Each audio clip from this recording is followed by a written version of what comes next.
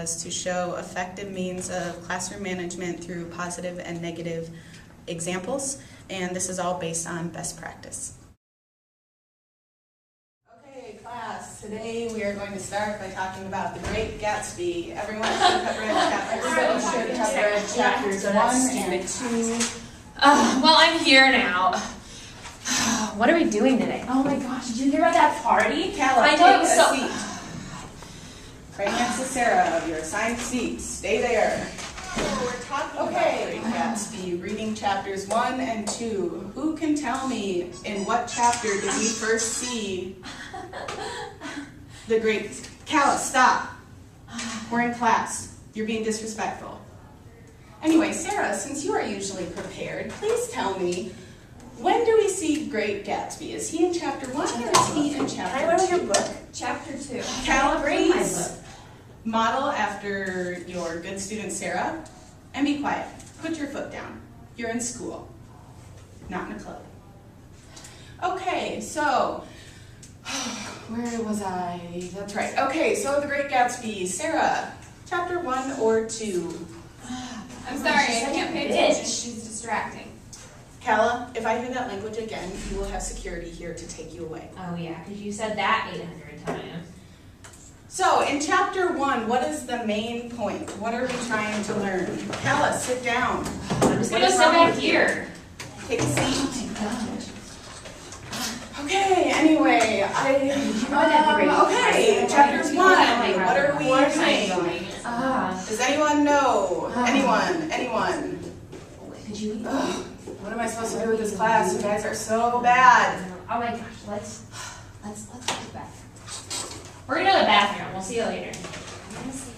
This was an example of poor classroom management. The teacher was aggressive and raised her voice, only adding to the students' poor behavior.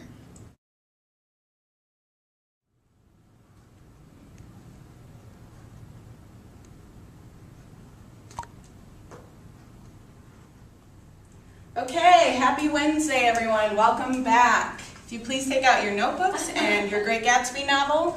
Today, our objective is that we are going to identify Gatsby and Daisy's relationship, which you should have read about last night. Yeah. I'll call you later. I promise. Okay. Yeah, I have to go to this stupid class. Hi, guys. Hey. What are we doing today? Calla, welcome to class. Thanks for joining us. Please take a seat. Take out your notebooks. We are going to be talking about Gatsby and Daisy. So, for those of you that read last night, can someone tell me in what chapter do we see Gatsby and Daisy's relationship? What do we need? Where do we first see it? Can anyone raise your hand, please? Yes, Sarah. Chapter 2. Chapter 2, okay. All right, so Sarah said in chapter 2. Kristen, can you tell me how does the relationship form? How do we learn about Gatsby and Daisy's relationship? What chapter are we in? Chapter 2. Oh, Kristen, I probably don't know what's going on either. Oh my God, why don't you take this one?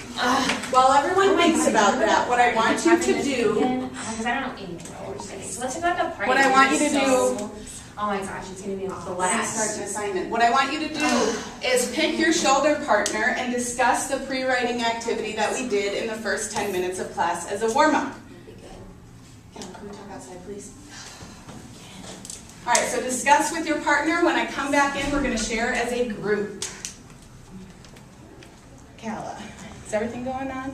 Or is everything okay? Yeah, why? Well, because I've just noticed the last couple days you've been coming late to class, you haven't been prepared, been disrespectful to your classmates. I know. Okay, well, as we set up at the beginning of the year, these are not following our classroom expectations. And so what can we do? How can I help you so that you're coming on time and we can get the best out of class for you? Is there something that I can do? Why are we being late? Is this a social issue or? Yeah, I guess. I don't know. All right, well. I'll try to do better. Okay. Well, let's come up with a plan, you and me. We'll figure it out. Tomorrow's better. If not, we're going to have to start making calls home and figure something out. All right. Okay? So let's go back in there and continue class. This is an example of an effective classroom.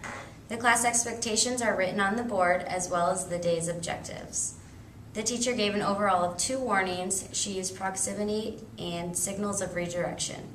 The teacher did a good job of redirecting the class to an overall assignment while she quietly asked the misbehaved student to go into the hall, where the situation was not drawn to.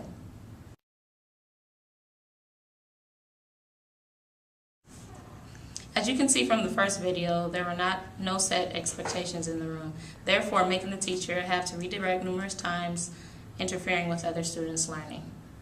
In the second video, because she wasn't focusing on the student's misbehavior verbally, it did not interfere with the student's learning.